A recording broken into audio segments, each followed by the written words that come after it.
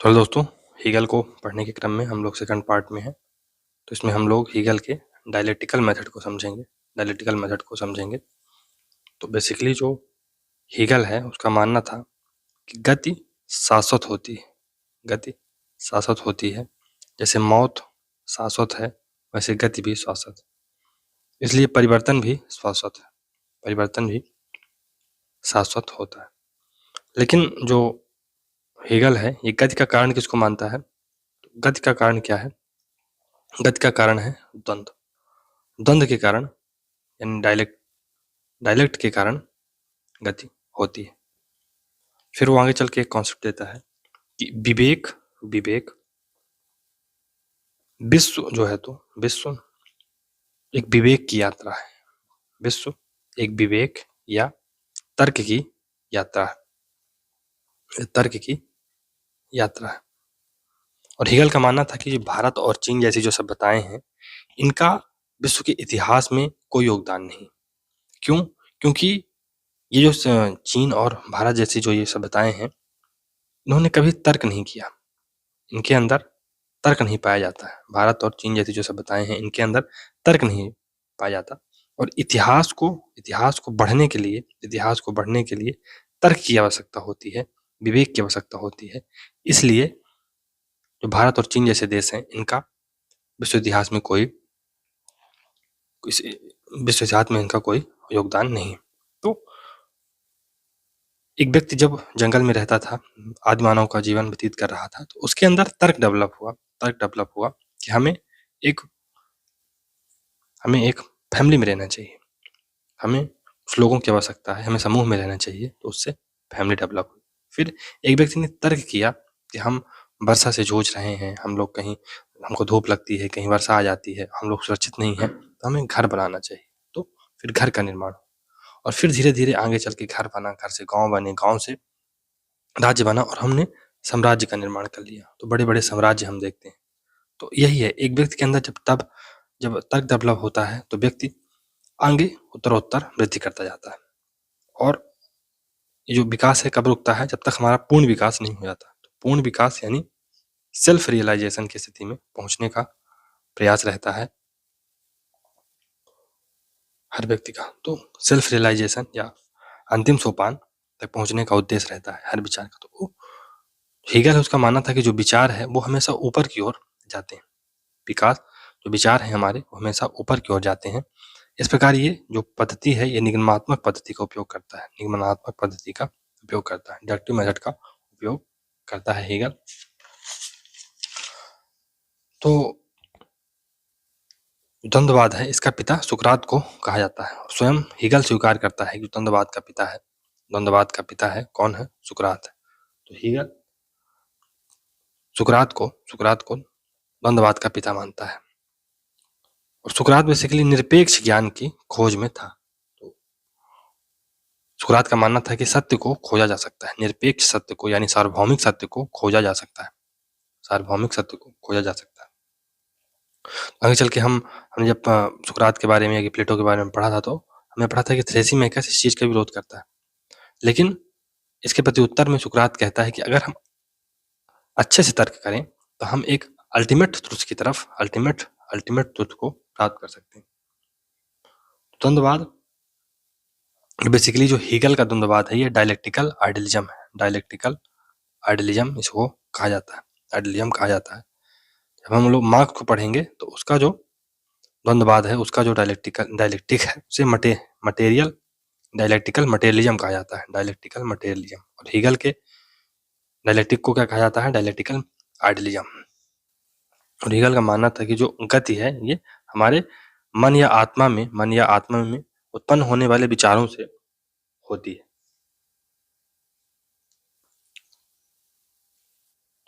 जब हम भौतिकवादी द्वंद्ववाद यानी मटेरियल या डायलेक्टिकल मटेरियलिज्म जब पढ़ते हैं, जो कि मार्क्स द्वारा दिया गया है, डायलेक्टिकल मटेरियलिज्म, इसमें मार्क्स कहता है कि आइडिया या विचार गति का कारण नहीं है, जैसा कि हीगल बोलता है, बल्कि मैटर गति का कारण है। जो इतिहास है, ये मैटर यानी कि पदार्थ के कारण गति कर रहा है, ना कि विचारों के कारण। तो ये डिबेट हम लोग समझेंगे। तो अगर देखा जाए तो जब अंग्रेज भारत में आए तो बहुत सारे जो उस समय के संभ्रांत लोग थे, फॉर एग्जाम्पल जैसे बंकिम चंद्र चट्टोपाध्याय, उन्होंने कहा कि जो अंग्रेजों का जो राज है ये हित है, हित के लिए है और अंग्रेज हमारा भला करेंगे। लेकिन जैसे जैसे अंग्रेजों का अत्याचार बढ़ता गया तो विचार बदलते गए और जब शुरू में भारतीय जनता थी अंग्रेजों की जय जयकार करती थी, बाद में हाय हाय बोलने लगी। तो क्या था कि विचारों ने गति की, जब गति की, तर्क किया तो पता चला कि जो अंग्रेजों का जो राज है, अंग्रेजों का जो राज है, ये भारतीयों के हित में नहीं है, ये स्वयं वो अपने स्वयं के हित के लिए राज कर रहे हैं। इसके विपरीत जब इसी बात की मार्क्स व्याख्या करेगा तो वो ये कहेगा कि विचारों से नहीं चीजें बदली हैं, बल्कि मैटर से चीजें बदली हैं, मैटर से बदली हैं इन द सेंस कि अंग्रेजों ने भारतीयों की संपत्ति, भारतीयों के कारखानों और भारतीयों की जो उत्पाद थे, जो रॉ मटेरियल था, उस पर कब्जा कर लिया था, भारत पर कब्जा कर लिया था, जिसके कारण परिस्थिति बदली। सबसे पहले तो मैटर यानी जो हमारी जो उन्होंने जो संपत्ति और हमारे जो हमारे ऊपर कब्जा कर लिया था, तो जो हमारी जो स्थिति बदली, जब हमारा मैटर यानी कि जो पदार्थ बदला, उससे हमारे विचार बदले। जब उन्होंने हमारी संपत्तियों पर कब्जा किया तब हमारे विचार बदले कि अब ये इनका जो शोषण है बढ़ रहा है, तो हमें आगे आना चाहिए और देश को आजाद कराना चाहिए। तो बेसिकली हेगल कहता है कि ये जो द्वंद है या कि जो डायलेक्टिक है कैसे होगा, तो एक वाद होता है और वाद का प्रतिवाद होगा, वाद का प्रतिवाद होगा, कोई भी सत्य पूर्ण सत्य नहीं है, तो वाद होगा, वाद के बाद प्रतिवाद होगा और दो विचार जब आपस में मिल जाएंगे तो फिर संवाद होगा और यही संवाद आगे चल के वाद बन जाएगा, फिर प्रतिवाद होगा और ये जो प्रक्रिया है ये हमेशा चलती रहेगी। यहाँ पर संवाद हम लोग प्राप्त करेंगे और फिर ये जो प्रक्रिया है ये हमेशा चलती रहेगी। तो जो ये डायलेक्ट की जो प्रक्रिया है ये हमेशा चलती रहेगी और ये तब कब रुकेगी, जब हम लोग अल्टीमेट गोल को अचीव कर लेंगे। और अल्टीमेट गोल क्या है हेगल का? वो है राष्ट्र राज्य की स्थापना, जर्मन राष्ट्र राज्य की स्थापना। जब जर्मन राष्ट्र राज्य स्थापित हो जाएगा तब ये जो गति है ये हमेशा के लिए रुक जाएगी। तो द्वंद्वात्मक पद्धति को देखते हैं, डायलेक्टिकल मेथड को। तो हेगल ने स्वयं की बजाय सुकरात को द्वंद्ववाद जो पद्धति है प्रणेता माना है। हेगल का आदर्शवादी द्वंद्ववाद है, जबकि कार्ल मार्क्स का भौतिक द्वंद्ववाद है। यानी कि जो हेगल है ये डायलेक्टिकल आइडियलिज्म का कॉन्सेप्ट देता है, जबकि जो मार्क्स है ये डायलेक्टिकल मटेरियलिज्म का कॉन्सेप्ट देता है। आदर्शवादी द्वंद्ववाद प्रत्यय, आइडिया या विचार तत्व को सृष्टि का सार तत्व मानता है। तो जो डायलेक्टिकल आइडियलिज्म है ये आइडिया को सृष्टि का सार तत्व मानता है। इसी आइडिया, विचार या प्रत्यय से आइडियलिज्म प्रत्ययवाद या आदर्शवाद बना हुआ है। बेसिकली आइडल जो है, आइडल शब्द ये आइडिया से मिलकर आइडिया से मतलब बना है। तो बेसिकली यही है कि जो विश्व का सार है या सृष्टि का सार है वो आइडिया है। कार्ल मार्क्स भौतिक तत्व यानी मैटर को सृष्टि का सार तत्व बताता है। तो यहाँ पर डिबेट हेगल और मार्क्स के बीच में चलती है। यहाँ पर हेगल आइडिया को सृष्टि का सार तत्व बताता है, वहीं मार्क्स मैटर को सृष्टि का सार तत्व बताता है। हेगल इतिहास में विकास यानी गति का कारण विचारों का द्वंद्व मानता है, जबकि मार्क्स इसके विपरीत भौतिक तत्वों में द्वंद्व होता है, यानी मैटर में जब द्वंद्व होता है तब गतियां होती हैं। इतिहास तथा समस्त सामाजिक राजनीतिक जीवन निरंतर विकास मान है। इसका मूल कारण है चेतना, स्पिरिट व या कि रीजन। तो तर्क ही हमेशा गति का कारण है, या जो भी राजनीतिक जीवन है वो अगर विकासमान है तो उसका मूल कारण क्या है? चेतना या रीजन या तर्क। द्वंद्ववाद यानी आंतरिक विरोधों के द्वारा यह चेतना अपने परम लक्ष्य या परम सत्य एब्सोल्यूट ट्रुथ की ओर निरंतर विकास करती रहती है। इसी प्रकार सारा सामाजिक परिवर्तन और विकास परस्पर विरोधी विचारों के द्वंद्व या संघर्ष का परिणाम है। तो सारा सामाजिक परिवर्तन और विकास परस्पर विरोधी विचारों के द्वंद्व या संघर्ष का परिणाम है। द्वंद्वात्मक पद्धति को समझने का आधार क्या है? वाद। तो इसको समझने का आधार क्या है? एक वाद होता है, फिर उसका कोई जैसे कोई विचार आया तो उसका एक एंटी विचार जरूर आएगा। तो दिन है तो रात का विचार आएगा, है ना। फिर यहाँ से दो चीजों का सिंथेसिस होगा और एक संवाद बनेगा और ये जो प्रक्रिया है ये निरंतर चलती रहेगी। तो इसको ऐसे समझा जा सकता है कि फॉर एग्ज़ाम्पल मान लीजिए कि शुरू-शुरू में जो मध्यकाल था, वहाँ पर क्या माना जाता था कि सूर्य पृथ्वी की परिक्रमा लगा रहा है, ना कि पृथ्वी सूर्य की परिक्रमा लगा रही है। लेकिन इसके विपरीत जब पुनर्जागरण होता है, तब गैलीलियो और कोपरनिकस जैसे वैज्ञानिक आते हैं और बोलते हैं कि सूर्य नहीं बल्कि पृथ्वी सूर्य का चक्कर लगा रही है। तो ये वाद था, इसका प्रतिवाद बना और अंतिम में एक नया सत्य निकला कि दोनों चीजें आपस में एक दूसरे का चक्कर लगा रही हैं, या पृथ्वी सूर्य का चक्कर लगा रही है। ये संवाद बन जाता है, ये संवाद बन जाता है। और इवन सूर्य भी स्थिर नहीं है, पूरा ब्रह्मांड है वो खुद एक चक्कर में घूम रहा है, तो सूर्य भी स्थिर नहीं है ना। तो ये संवाद निकल के आया, फिर एक नई धारणा बनी। और ये जो विचार है कि इवन सूर्य स्थिर नहीं है, ये फिर से बात बन जाएगा, फिर उसका कोई प्रतिवाद आएगा और प्रतिवाद फिर संवाद बनेगा और संवाद से संवाद फिर दूसरा वाद बन जाएगा, और ये जो प्रक्रिया है हमेशा चलती रहेगी। तो हमारे मन या आत्मा में एक विचार पैदा होता है, वह वाद है, पर यह विचार अस्थायी होता है क्योंकि यह पूर्ण सत्य नहीं होता है। पूर्ण सत्य यानी एब्सोल्यूट ट्रुथ तो स्थायी व अपरिवर्तनशील होता है। फिर मन में उस विचार का एक विरोधी विचार पैदा होता है, यह विचार प्रतिवाद होता है। यह भी अपूर्ण सत्य है, अतः अस्थिर है। फिर वाद व प्रतिवाद की आपसी टकराहट से संवाद पैदा होता है, यह इन दोनों से बेहतर होता है, पर यह भी पूर्ण सत्य नहीं होता। अतः फिर जो संवाद है ये वाद बन जाएगा। इस प्रकार वाद, प्रतिवाद और संवाद के रूप में परिवर्तन का चक्र हमेशा चलता रहेगा। यह तब तक चलता रहता है जब तक कि पूर्ण आत्म तत्व या सर्वोच्च विवेक की प्राप्ति नहीं हो जाती। अब अलगाव का थ्योरी ऑफ एलिनेशन का कॉन्सेप्ट देखते हैं। तो बेसिकली जो हीगल है ये अलगाव को एक सकारात्मक भाव मानता है। हीगल अलगाव को एक सकारात्मक भाव मानता है। हम लोग मार्क्स को पढ़ेंगे नेक्स्ट लेक्चर में, तो हम देखेंगे कि मार्क्स इसको एक नकारात्मक भाव मानता है। तो हीगल अलगाव को एक सकारात्मक भाव मानता है। क्यों? क्योंकि जब एक विचार से दूसरा विचार अलग होता है तभी तो एक नए विचार का सृजन होगा। जब तक एक विचार दूसरे विचार से अलग नहीं होगा तब तक एक नए विचार का सृजन कैसे होगा?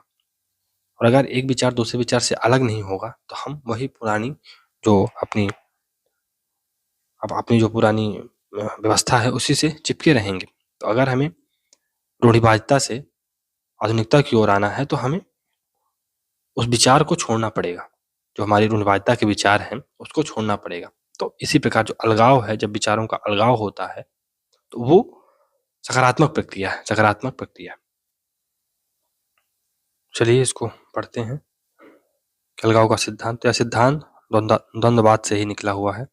चेतना जो कि सृष्टि का सार तत्व है, अलगाव की विभिन्न अवस्थाएं पार करते हुए उत्तरोत्तर उन्नत रूप ग्रहण करती जाती है। उदाहरण, मानव पहले बालक के रूप में माँ से प्रेम करता है, युवावस्था में प्रेमिका से, पौणावस्था में बच्चों से और अंत में सबसे। इस प्रकार अलगाव के द्वारा प्रेम विभिन्न रूप धारण करता हुआ उच्चतर की ओर आगे बढ़ता है। प्रेम का एक रूप दूसरे रूप से अलग होता है। तो जो भाव एक व्यक्ति का माँ के प्रति रहता है, अपनी प्रेमिका के प्रति, वो भाव नहीं रहता है ना। तो जो लव का मीनिंग है, प्रेम का जो औचित्य है, जो एक बच्चा अपनी माँ से करता है, और अगर उसी शब्द को लव में बदल दिया जाए तो जो स्त्री पुरुष वाला प्रेम हो जाता है। तो जो व्यक्ति, फॉर एग्जाम्पल, एक जो बच्चा पैदा होता है तो वो अपनी माँ से प्यार करता है। फिर जब वो स्कूल में पहुंचता है तो अपने शिक्षकों से प्यार करता है, अपने शिक्षकों से प्यार करने लगता है। जवान होता है तो प्रेमिका से प्यार करने लगता है। जब उसकी शादी हो जाती है तो पत्नी से प्यार करने लगता है, शादी हो जाती है। फिर जब बच्चे हुए तो फिर वो बच्चों से प्यार करने लगा, और अंत में बूढ़ा होता होगा वो पूरे देश से प्रेम करने लगता है। क्यों? क्योंकि उसकी चेतना का लगातार विकास हो रहा है। प्रेम का स्वरूप, भले प्रेम एक ही है, लेकिन प्रेम का जो स्वरूप है वो बदल रहा है, और अंतिम में वो पूरी मानवता से प्रेम करने लगता है। यही बात है कि इस प्रकार अलगाव के द्वारा प्रेम विभिन्न रूप धारण करता हुआ उच्चतर की ओर जाता है। प्रेम का एक रूप दूसरे रूप से अलग होता जाता है। इसी प्रकार ऐतिहासिक विकास के क्रम में मानव समूह अलगाव की विभिन्न अवस्थाएं पार करते हुए राष्ट्र राज्य की ओर बढ़ता है, जो कि उच्चतम अवस्था है।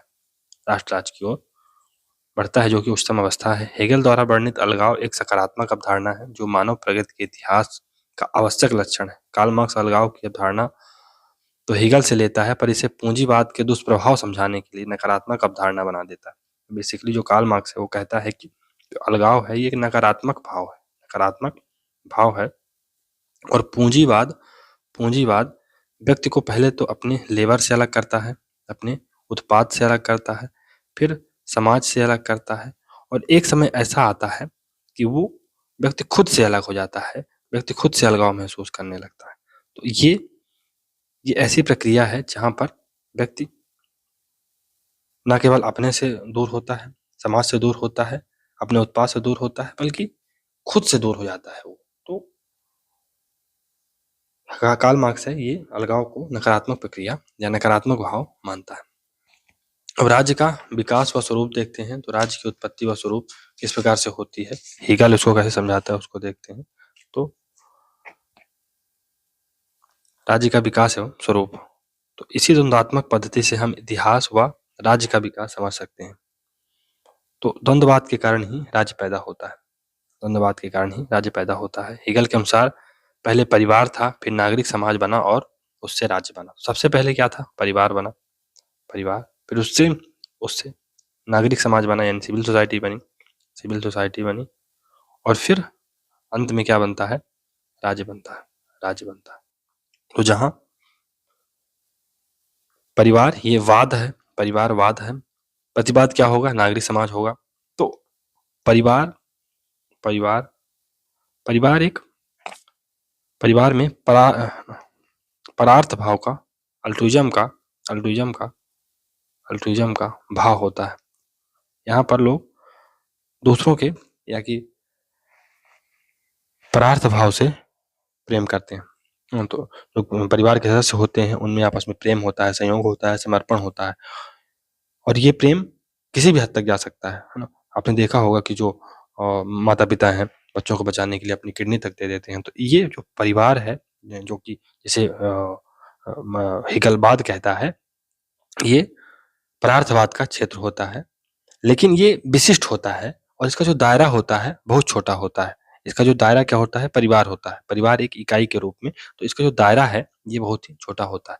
लेकिन जब हम नागरिक समाज में पहुंच जाते हैं, यहाँ पर यूनिवर्सल इगोइज्म पाया जाता है, यानी विश्वजनीय स्वार्थवाद पाया जाता है नागरिक समाज में। तो बेसिकली जो नागरिक समाज है ये स्वार्थवाद का प्रतीक है और नागरिक समाज ये बुर्जुआ समाज का, जो हेगेल है सिविल सोसाइटी की व्यापक चर्चा करता है, नागरिक समाज की व्यापक चर्चा करता है और इसे बुर्जुआ समाज कहता है। जहाँ पर हम लोग हॉब्स और लॉक को देखते हैं तो ये नागरिक समाज को राज्य से कंपेयर करते हैं, लेकिन जो हेगेल है ये इसकी व्यापक चर्चा करता है नागरिक समाज की और इसे राज्य से अलग बताता है और ये कहता है कि जो नागरिक समाज है ये जरूरतों की स्वार्थ व्यवस्था है, ये स्वनिश्चयन का दायरा है और ये स्वसाधना का दायरा है। तो ये जरूरतों की स्वार्थ व्यवस्था है बेसिकली क्या, नागरिक समाज। तो यहाँ पर यूनिवर्सल इगोइज्म पाया जाता है। तो वाद क्या है, परिवार हुआ, प्रतिवाद क्या हुआ, नागरिक समाज, और संवाद क्या होगा, राष्ट्र राज्य। तो ये विश्वजनीय परार्थ भाव का क्षेत्र होगा, जहाँ पर परिवार का परार्थ भाव होगा, परिवार का परार्थ भाव यानी कि लोग आपस में प्रेम करेंगे, एक दूसरे का सहयोग करेंगे, और नागरिक समाज का यूनिवर्सलिज्म हो जाएगा यानी विश्वजनीय। तो यहाँ ये जो क्षेत्र होगा ये विश्वजनीय पदार्थ भाव का क्षेत्र होगा। तो परिवार से यहाँ पर पदार्थ भाव चला जाएगा और यूनिवर्सलिज्म चला जाएगा सिविल सोसाइटी से। तो अब एक और बात है कि हम जब विकास, हमने शुरू में पढ़ा था कि विचार हमेशा ऊपर की ओर गति करता है। तो अब जो प्रतिवाद है ये वाद नहीं बनेगा, या संवाद पीछे जाके प्रतिवाद नहीं बनेगा। तो जो प्रक्रिया है वो हमेशा ऊपर ही जाएगी, नीचे लौटने का कोई इसको बचता नहीं। तो जो प्रश्न उठता है कि जो ये गति है ये कब तक चलेगी, गति कब तक चलती है। तो अरस्तू कहता है कि हर व्यक्ति या वस्तु का एक टीलोस होता है, एक बेसिकली पर्पज होता है, और जब ये पर्पज कोई वस्तु या व्यक्ति अचीव कर लेती है तो गति समाप्त हो जाती है। इसी प्रकार जो हीगल है वो कहता है कि ये गति कब तक चलेगी, जब तक जर्मनी राष्ट्र राज्य नहीं बन जाता। जैसे ही जर्मनी राष्ट्र राज्य बन जाएगा ये गति समाप्त हो जाएगी। और पहली बार हीगल सिविल सोसाइटी और पॉलिटिकल सोसाइटी में अंतर प्रकट करता है। सिविल सोसाइटी और पॉलिटिकल सोसाइटी में अंतर बताता है, और यही अंतर आगे चल के हम देखेंगे कि ग्रामसी ने भी बताया है। तो इसमें देखते हैं सबसे पहले परिवार, इसकी विशेषता है विशेषोन्मुखी परार्थवाद यानी पर्टिकुलिस्टिक अल्ट्रुइज्म। इसमें प्रेम, स्नेह, पर सेवा के भाव के रूप में परार्थ भाव तो होता है, पर इसका दायरा अत्यंत छोटा होता है, अर्थात विशेषोन्मुखी होता है, यानी ये पर्टिकुलिस्टिक होता है। परिवार के बारे में हीगल का विचार बड़ा ही आदर्शवादी था। इसे वे संतुष्टि व एकता पर आधारित क्षेत्र मानते हैं। परिवार में व्यक्ति का अकेले विकास नहीं होता बल्कि संपूर्ण का अंश के रूप में विकास होता है। फिर सिविल सोसाइटी, नागरिक समाज, तो हीगल इसे बुर्जुआ समाज कहता है। इसकी विशेषता है विश्वजनीय स्वार्थवाद यानी यूनिवर्सल इगोइज्म। नागरिक समाज का दायरा तो विस्तृत होता है, पर इसमें व्यक्तिगतता यानी कि पर्टिकुलिज्म आ जाता है, या इंडिविजुअलिज्म आ जाता है, और स्वस्वार्थ का भाव हो जाता है, सेल्फ इंटरेस्ट इसमें आ जाता है। हीगल के अनुसार नागरिक समाज में आपस में तीन संबंधित पहलू होते हैं। तो हीगल के अनुसार नागरिक समाज में आपस में तीन संबंधित पहलू होते हैं। पहला, ये जरूरतों की व्यवस्था है, ये न्याय का प्रशासन है, और पुलिस और इसमें सहयोगियों की जरूरत होती है। हीगल नागरिक समाज को जरूरतों की व्यवस्था मानता है, जहां सब एक दूसरे की जरूरत पूरी करते हैं, पारस्परिक आत्मनिर्भरता होती है, पर उनमें स्वस्वार्थ व हितों की टकराहट होती है। इस टकराहट को दूर करने व समाज में एकता की स्थापना के लिए राज्य का निर्माण किया जाता है। उदारवादियों के विपरीत हीगल राज्य का दायरा व्यापक मानते हैं। हीगल नागरिक समाज ये जरूरतों की व्यवस्था है ऐसा मानते हैं, सिस्टम ऑफ नीड है। यह निजी व्यक्तियों और निजी हितों की समग्रता का प्रतीक है। यह निजी व्यक्तियों और निजी हितों की समग्रता का प्रतीक है। हीगल के अनुसार नागरिक समाज स्वनिश्चय यानी सेल्फ असर्शन का दायरा है, वह स्वहित यानी सेल्फ इंटरेस्ट की साधना है। तो हीगल के अनुसार जो नागरिक समाज है, सिविल सोसाइटी है, ये स्वनिश्चयन का दायरा है और स्वहित सेल्फ इंटरेस्ट की साधना है। State as universal and civil society as particular. Hegel क्या कहता है कि स्टेट ये यूनिवर्सल यानी सार्वभौमिक है, जो सिविल सोसाइटी है ये पर्टिकुलिस्टिक है यानी ये विशेषोन्मुखी है। तो नेक्स्ट है राज्य, जो कि अब संवाद है ना। तो इसमें उपयुक्त दोनों के श्रेष्ठ तत्वों का योग होता है, अतः इसकी विशेषता है विश्वजनीय परार्थवाद यूनिवर्सल अल्ट्रुइज्म। चूंकि यह संवाद है अतः इसमें परिवार का परार्थभाव और नागरिक समाज का विश्वजनीय वाला गुण होता है। इस प्रकार राज्य पूर्ण सत्य है, यह विश्वात्मा है जो पूर्णतः तर्क व विवेक पर आधारित है। तो राज्य क्या है? विश्वात्मा है। ये धरती पर राज्य बेसिकली क्या है? ये विश्वात्मा है। ये धरती पर ईश्वर का अवतरण है। It is a March of God on earth. ये मानवीय व्यक्तित्व का विराट रूप है। ये मानवीय चरित्र की सर्वोच्चता है और ये पूर्ण तर्क है। तो विकासात्मक राज्य क्या होता है? विकासात्मक राज्य, सुरक्षात्मक राज्य और विकासात्मक राज्य और धार्मिक राज्य, तीन प्रकार के राज्य होते हैं। तो धार्मिक राज्य में एब्सोल्यूट ट्रुथ का कॉन्सेप्ट पाया जाता है कि धर्म ही एक एब्सोल्यूट ट्रुथ है। विकासात्मक राज्य बेसिकली ये जहाँ पर हम लोग डेवलपमेंटल राज्य की बात करते हैं, हमने पढ़ा था कि जो जेएस मिल का राज्य है डेवलपमेंटल राज्य है, जहाँ पर राज्य न केवल लॉ एंड ऑर्डर मेंटेन करता है बल्कि लोगों को रोटी कपड़ा और मकान भी देता है। सुरक्षात्मक राज्य ये हॉब्स और लॉक से रिलेटेड है, जहाँ पर जो राज्य का मेन उद्देश्य है सुरक्षा प्रोवाइड करना, लॉ एंड ऑर्डर प्रोवाइड करना। नैतिक राज्य क्या है? नैतिक राज्य ये जो नैतिक राज्य है ये सोच के दायरे को व्यापक कर देता है। नैतिक राज्य हमने देखा था जब हम लोगों ने किसको पढ़ा था, प्लेटो और अरिस्टोटल को, कि जो नैतिक राज्य है ये साव्याबी राज्य है। तो ये जो ग्रीक थिंकर हैं वो राज्य को एक शरीर की भांति मानते हैं और व्यक्तियों को उसका अंग मानते हैं, और अंग की अपनी कोई इच्छा नहीं होती है, लेकिन व्यक्ति व्यक्ति व्यक्ति जो राज्य के अंग हैं उनकी कोई इच्छा नहीं होती है। तो व्यक्ति को बेसिकली जो ग्रीक थिंकर हैं ये व्यक्ति को साधन मानते हैं और राज्य को साध्य मानते हैं। और राज्य यानी कि जो राज्य रूपी शरीर है ये जानता है कि हमें क्या करना है। तो बेसिकली जो हेगल का राज्य है वो कल्याणकारी राज्य नहीं है, ये राज्य जो है तो ये कारपोरेटवाद राज्य होगा। और आगे चल के हम देखेंगे। तो बेसिकली अगर मोटा मोटा इसमें देखा जाए तो हेगल का जो राज्य है ये विश्वात्मा है, धरती पर ईश्वर का अवतरण है, मानवीय व्यक्तित्व का ये विराट रूप है, मानवीय मानवीय जो चरित्र है इसकी सर्वोच्चता है, पूर्ण तर्क है, है ना, विवेक की यात्रा है, विवेक की यात्रा है, विवेक की यात्रा है, और ये एब्सोल्यूट एब्सोल्यूट ट्रुथ है, एब्सोल्यूट ट्रुथ है।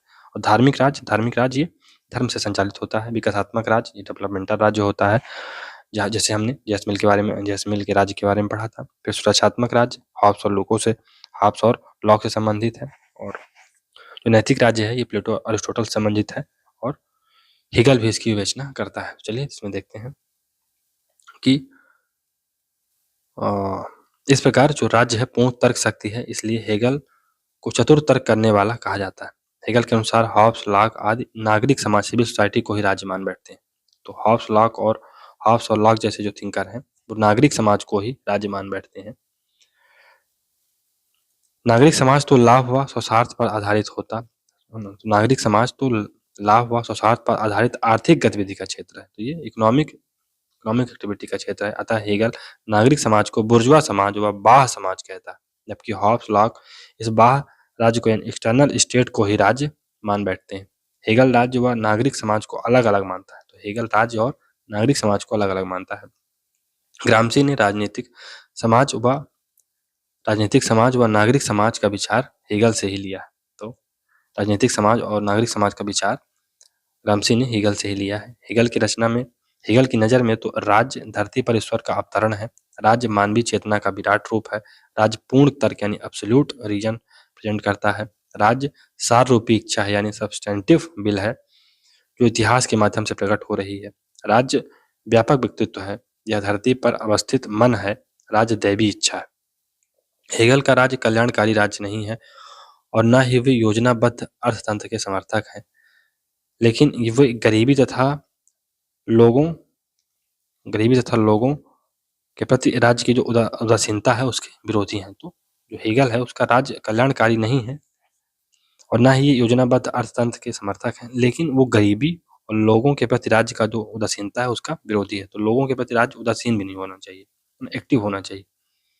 वे बाजार के शिकार लोगों के लिए सामाजिक सुरक्षा चाहते हैं, वह कारपोरेशन ये प्रदान कर सकता है, इसलिए वे कारपोरेटवाद का समर्थक है। हमने देखा था कि हेगल कारपोरेटवाद की वकालत करता है। राज्य एक नैतिक विचार और मानव की स्वतंत्रता की उच्चतम अभिव्यक्ति है। राज्य एक नैतिक विचार और मानव की स्वतंत्रता की उच्चतम अभिव्यक्ति है, इसलिए हेगल कहता है कि राज्य का व्यक्ति पर सर्वोच्च अधिकार है, राज्य का व्यक्ति पर सर्वोच्च अधिकार है और उसकी उच्चतम जिम्मेवारी है कि वह राज्य का सदस्य बने। हेगल का यह राज्य कल्याणकारी राज्य नहीं है। हेगल इस राज्य में सार्वभौम मताधिकार को भी स्वीकार नहीं करते हैं, बल्कि कारपोरेट प्रतिनिधित्व का समर्थन करते हैं, जो भौगोलिक प्रतिनिधित्व के बजाय हितों पर आधारित है। तो कारपोरेटवाद में क्या होता है? कारपोरेटवाद में बेसिकली राज्य प्लस बाजार मिलकर लोगों का कल्याण करते हैं। राज्य और बाजार मिलकर लोगों का कल्याण करते हैं कारपोरेटवाद में। इसे बाजारवाद भी कहा जा सकता है। तो हेगल के राज्य में 3 वर्ग होते हैं, एक कृषक वर्ग होगा, दूसरा सरकारी वर्ग होगा और चौथा एक कृषक वर्ग, दूसरा सरकारी वर्ग और तीसरा व्यवसायी वर्ग। हेगल सरकारी वर्ग से संबंधित नौकरशाही यानी नागरिक सेवा को राज्य का आधार स्तंभ मानता है। तो ये नौकरशाही को राज्य का आधार स्तंभ मानता है और नौकरशाही को जनसेवा कहता है। इस वर्ग को वह सार्वत्रिक वर्ग यानी यूनिवर्सल क्लास कहता है, क्योंकि यही वर्ग है जो पर सेवा करता है। हेगल राज्य को साध्य व व्यक्ति को साधन मानता है, जनतंत्र की बजाय राजतंत्र मोनार्की का समर्थक है। हेगल दास प्रथा का विरोधी है। हमने पिछला लेक्चर है उसमें भी देखा था कि हेगल दास प्रथा का विरोधी है। क्यों? क्योंकि हर व्यक्ति के अंदर तर्क होता है, इसलिए दास भी चूंकि एक व्यक्ति है, उसके अंदर भी तर्क होगा, इसलिए दास प्रथा का समर्थन कहीं से कहीं तक नहीं किया जा सकता।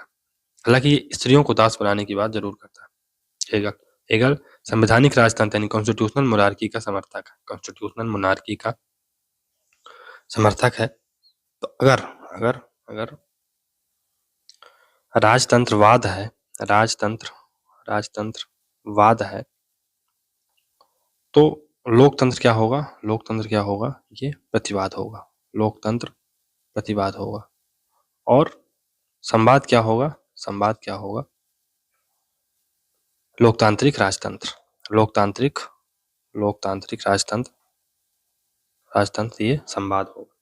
तो राजतंत्र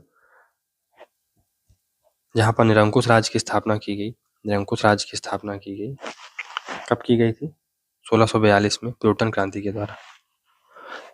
फिर 1649 में गणतंत्र की स्थापना की गई क्रामवेल के नेतृत्व में, और 1688 में संवैधानिक राजतंत्र की स्थापना की गई थी ब्रिटेन में।